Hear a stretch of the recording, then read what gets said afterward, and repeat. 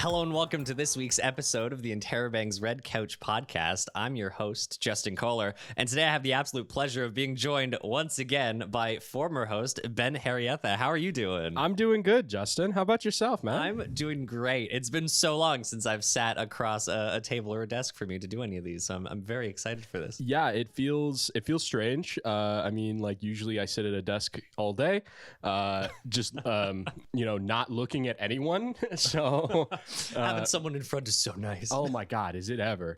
And I don't record podcasts anymore, so I'm a little rusty. Well, hey, I'm here to help you along. Oh. You've got plenty of experience. I'm sure it'll come back naturally, easy. Like a glove. I was actually listening to some of the old episodes that I hosted. I was like, I need to make sure that I keep my game up.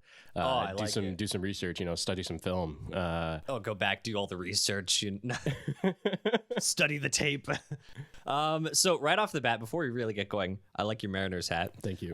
Before we really get ramped up, I would love to talk to you about baseball for a second. Of course. Have you been watching spring training at all? I have been following it a little bit. I know the Jays they're looking pretty decent. We're okay. It's okay. I'm optimistic, but I'm also a very... Schneider looks good. Schneider does look great. I hope that guy becomes a mainstay on the team. I hope so too. He seems like such a fun player. And I love the stash, especially now he's grown it out into like the handlebar stash. I love awesome. it. The stash and the glasses is totally 80s, and it's like the best thing ever. They got to keep them. My parents are big into the Blue Jays too, and they're in the camp of like, oh, why does this guy still have the mustache? And I'm like, what are you talking about? This is the best part of this guy. Can't get rid of that stash. No, it's integral to the look. His entire power is centered around that stash glasses combo. You can't change that. But how are your Mariners looking so far? Bad. I know spring training doesn't really mean anything for the season. This is when you get your AAA and your AA players up and be like, hey, do you want to try a shot at the big leagues, kid? And, hey, show your stuff. We're gonna get a pitcher up, and he's only gonna throw he's gonna throw fastballs. And so, but yeah, I think like I was looking at the record in spring training, it's like 3-12 or some shit like that. I'm usually pretty hesitant to pay attention to spring training, but there are some lines, especially when it comes to like overall record in spring training, where it's like, okay, just get some wins on the board. Come on, guys. Yeah. I'm looking at the Mariners, especially after kind of the disastrous end to their season last year, where they had that amazing August and then just absolutely dumpstered it in September and didn't even make the playoffs. So I'm kind of like, ooh, I'm like, if we're not looking good, especially because we've lost a lot of the players that made us very good last season. Like I believe Crawford's gone. Or no, it was oh gosh, I forget his name.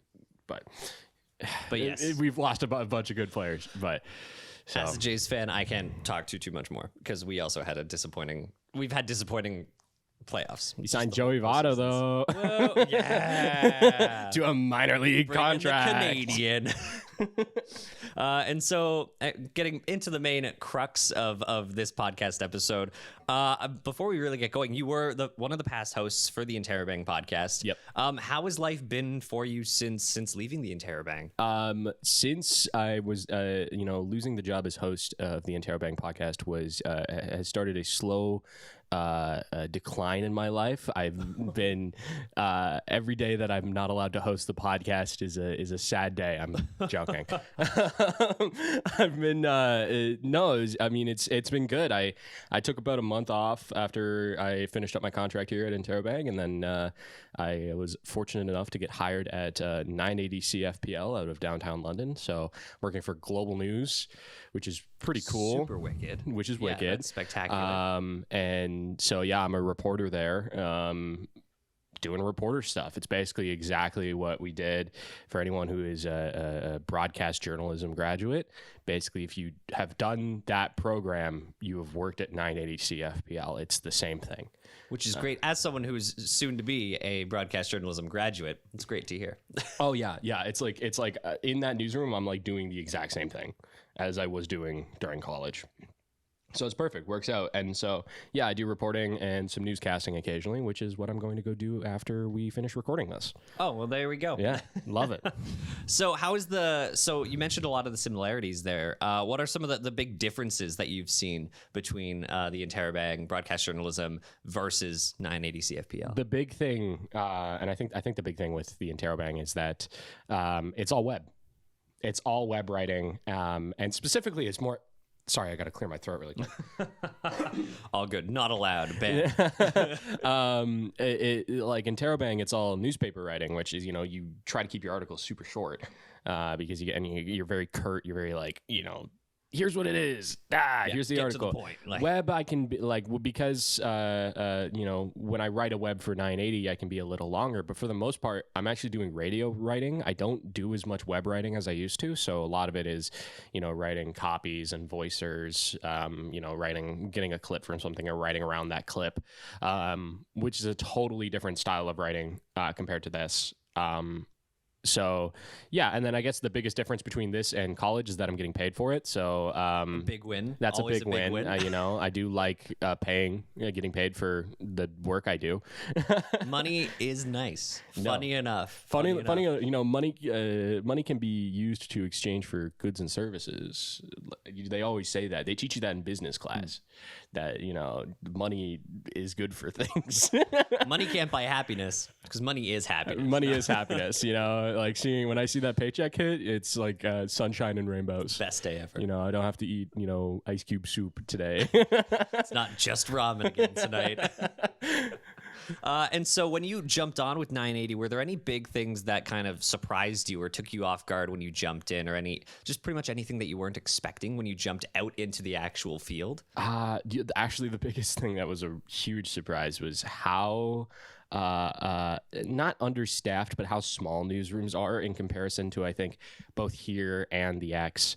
When I started, our newsroom was 3 reporters. So it was myself and 2 other reporters. And I wasn't even technically a reporter at that time. I was a radio technical producer, which was essentially the guy that does all the levels and stuff for the talk shows and make sure commercials go to air properly and everything gets on air. They just also had me reporting because I had that background. And then one of the reporters left. I went to fill his position. Which meant we were down to 2 reporters. And then one of our newscasters left, and one of the reporters has been covering that position, which meant one reporter, me, for like months. So we just hired a new one. But yeah, I think that was the biggest surprise, was that I was like, real newsrooms are tiny. It's just like, it's like 2 of us in there, basically. Like there are some days where, if people are sick or people are working from home, yeah, it's literally like I've been alone for an entire day at work. Just so straight. It's very nice, but it could also be kind of bittersweet. I've had situations similar to that where it's like, I'm the only person in this area working right now. It's nice because you can kind of do whatever you want, but then having other people there is very underrated. Just having another person in the same room as you. Oh yeah, and it's like those days when it's just myself, it's like I clock in and it's just like I sit down, I work for 8 hours, and I go home, and it's like it was crazy. So we've got some more people now, so I'm really glad that's a thing. But yeah, definitely the biggest jump was like I was like, wow, it's crazy how this newsroom is like less staffed than my college newsroom, and that was during COVID too. So yeah.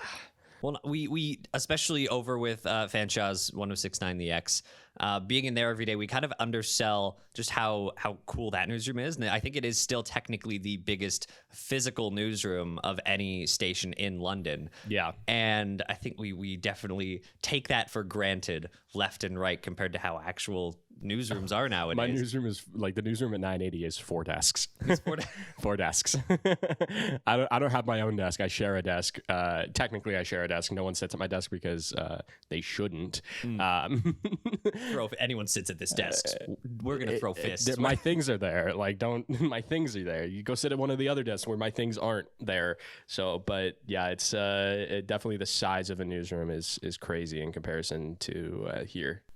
And to get slightly reflective a little bit, I know I miss having you here a whole ton. I miss talking with you every single day.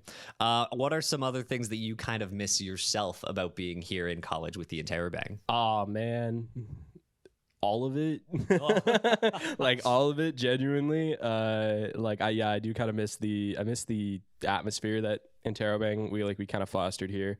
I miss having my own desk. That was nice.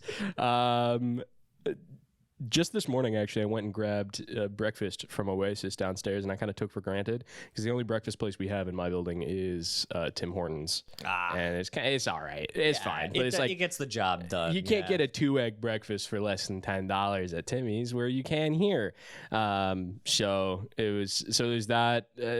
I miss writing I miss writing like opinion stuff. I don't do that much. If any opinion writing I do in my own free time, effectively, because 980 is a news station. They don't really do opinions. So and there's different styles of writing, not only for air, for like papers, for online, but then just the difference in writing of being able to actually kind of have your own specific voice reflected in your writing versus for an opinion or a culture piece versus for a news piece is a huge, colossal difference as well. Oh, totally. And it's that, I think, yeah, the vast variety, like the variety of what I wrote for the Interrobang is, I think, the thing I miss the most, because for the most part, I'm like 980's council reporter. Oh, okay. So I mostly just do city council stuff, which is interesting. I find it interesting. I'm one of the few people who actually finds municipal politics an interesting thing to follow, but it does get boring. I think it gets repetitive. I did one city council meeting over the summer in particular. And I remember showing up. I was one of the only people who were there to watch it. And within 10 minutes of the meeting starting, the mayor, Josh Morgan, essentially said, just so everybody knows, it's going to be a pretty dry meeting. And I'm like, oh, you've got to be kidding me. Yeah. Come on. And it's I get scheduled for some of those committee meetings, and those, hearing the fact that I'm scheduled for the SPPC, which is I don't even remember what it's called. I just call it SPPC. But that's where they do all their voting on pretty much everything before it goes to council. And that's where a lot of the debate on stuff goes. And those meetings last forever. Council usually is only 2.5 hours. Yeah. I've had an SPPC meeting go for 6 hours. They usually start at 1. I forget when it was, but I know there was one meeting where I think one or two of the city councilors asked 30 straight questions back and forth during one of those SPPC meetings. And yeah, you just don't see that at regular city council meetings. It's brutal. Brutal. And they're fun to cover and they're fun to write with. And it's wild that because I'm the council reporter, it's I have a rapport with these folks who are veritably in charge of the city. I was at an event and I was actually genuinely just making small talk with the mayor, talking about sports. I was like, I forget that this is the mayor of the 5th most populous city in Ontario. And he very great conversation. I've talked to him once or twice before. Incredibly well media trained. Oh my God. Yeah. Every time I talk to him, I'm like, man, you are so impressive on how clean your answers are back and forth and how much you're able to keep it to kind of how politicians do, where they keep it to the thing that they want to talk about, but he's so subtle on segueing back into his end, and it's fascinating. And so with your time with 980, I know you mentioned you've covered a lot of city council stuff. What have been some of these stories that you've been able to cover during your time there? Oh, man. I think the big one, and this is going to be a bit of a downer, unfortunately, kind of comparatively to the rest of the podcast, but the biggest one I've been covering was the trial of the man who was responsible for the truck attack back in 2021. Yeah, the Afzaal family. So I was covering that for radio, and I covered that the entire way through, from the start of the trial to he was just sentenced recently, all the way to the end of that. And so that was my responsibility for radio, and I that did offer some, pretty cool opportunities. I went on some national talk shows, like radio talk shows. So, stuff that was broadcast out of Toronto, stuff that was broadcast out of Hamilton, which I know are more local to us, but then also Winnipeg and Calgary and stuff like that to talk about this trial because I was there in the at least for the major portions, like the end, like the verdict and the sentencing. I was there in the courtroom.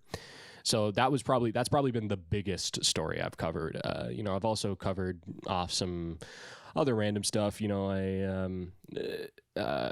Housing announcements. I've spoken with some pretty up high people in provincial politics. But I mean, like, it's a lot of just local stuff, right now. I think, I just wrote a story yesterday about something with Harris Park and about upgrades they're doing to Harris Park, right? It's like most of the time local news is pretty boring, but I like boring, luckily. So, well, and it's the big thing that we get taught left and right is the importance of local. And how just that should be the market that we try to target as journalists, because so many of these stories don't get told or talked about on a larger scale. So being able to cover it, bring the people of a city closer to the news of what's actually going on in their direct area is huge in our industry. Oh, totally. And I think, like, especially among people like our age, a lot of people don't know what's going on in their municipal politics, and a lot of people don't know what's going on in their city. So, for example, this Harris Park story, they are re-upping erosion protection on the shoreline, but because they're doing that, they have to cut down like 25 trees in the park or something like that. Some of these trees are huge, first off, and really, really old, right? And so there was a Western student who reached out to us and was like, I'm not happy about this. So we ended up being able to talk to her and talk to some folks from the city and make sure that people at least know that, hey, there's a reason why Harris Park looks like crap right now. Yeah. Because they need to cut down 25 trees because some of them are old and they want to move the path and they want to install this new stuff and they got to refix the shore, and it's all. And it's that time of year too. I think Springbank Park over on the West End is doing something similar, because they're pretty much finalizing getting rid of the dam that's over there. Yeah. And with that, they just started cutting down. I think they're doing like 40 trees along the whole Thames. And yeah, same thing. I think 15 to 20 of them were fully grown trees. And it's like, cool. Like, I understand you guys have to fix, like, pretty much decommission this dam. But like, that's a lot of history there. Yeah, they're at least, they're replanting, like, in the case of Harris Park, they're cutting down 25, but they're planting like 80 or something like that, which is crazy. You'd think they'd be like, oh, we're going to plant like 30 of them, just that number plus 5. But no, they're planting like nearly like 4 times as many trees, which is there cool. We go. That's good. Which is good to hear, but it's going to take time for those trees to grow. But it's like, that's an example of like some of the stories I have to write. Someone reached out to us about how their business was suffering because of all the downtown construction and how it's really hard to get to their cafe right now.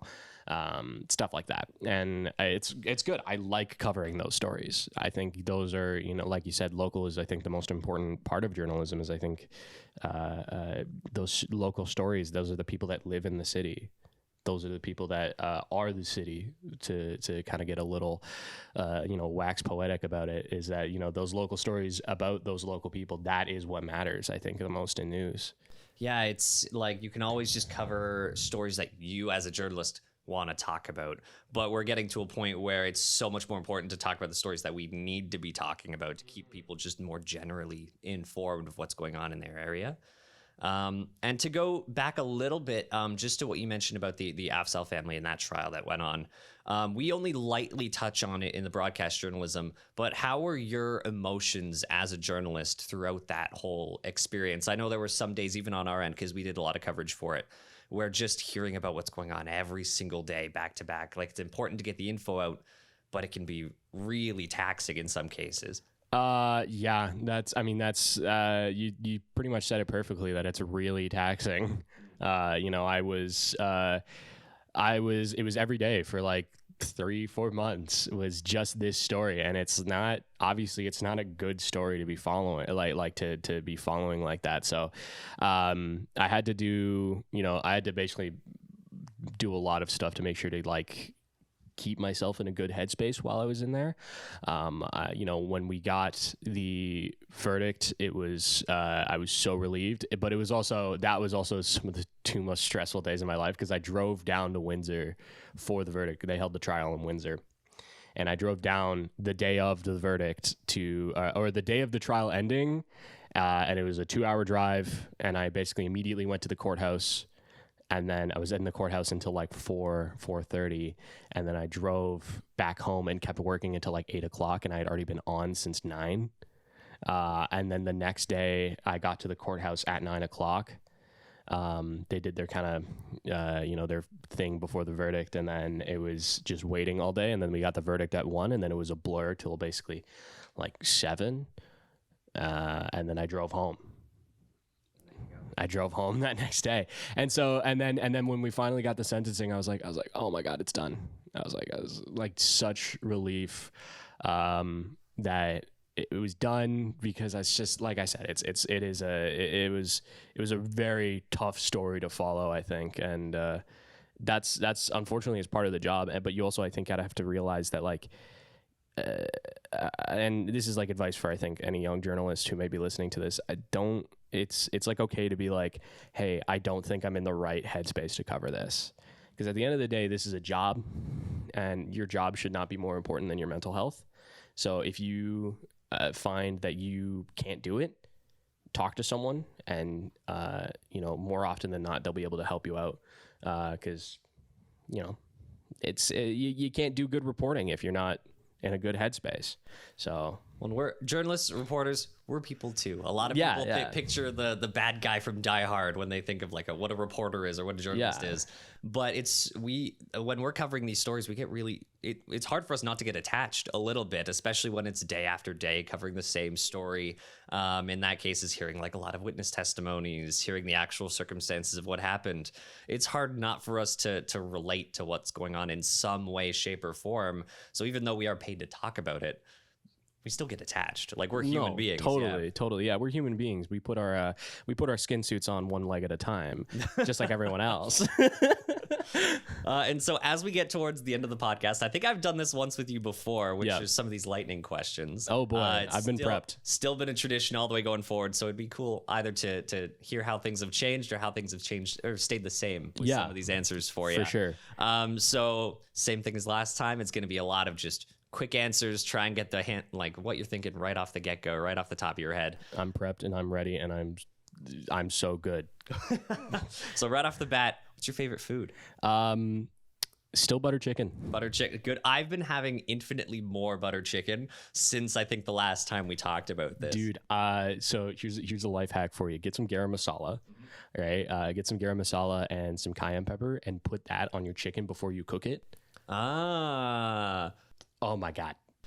Life changing. I've been finding an important part that goes along with butter chicken is also having rice and naan. Having naan both. Is what a difference maker. Yeah, both. But I'm telling you, dude, like basically like dry rub your chicken in garam masala before you cook it. It is like the best thing ever. Is that more of like a spice or a kick, or just change the flavor? It's like it's like a spice used a lot in like Indian cooking. I don't remember what it all is made up of, but it's delicious. It's the best thing ever.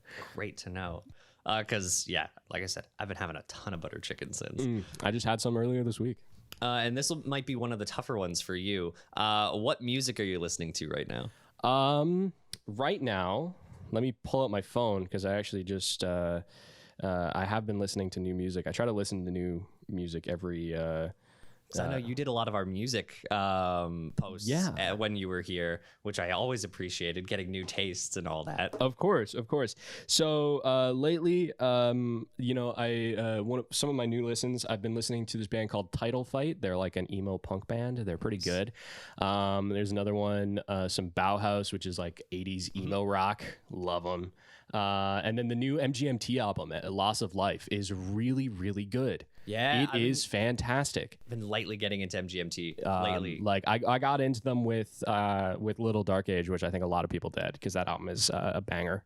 And then I listened to some of their earlier stuff, and then they're like, oh, by the way, we're putting out a new album earlier this year, and I was like, yes, and it's great. Really, really recommend it. So that's the new stuff, and some local stuff. Shout out to my friend Naya.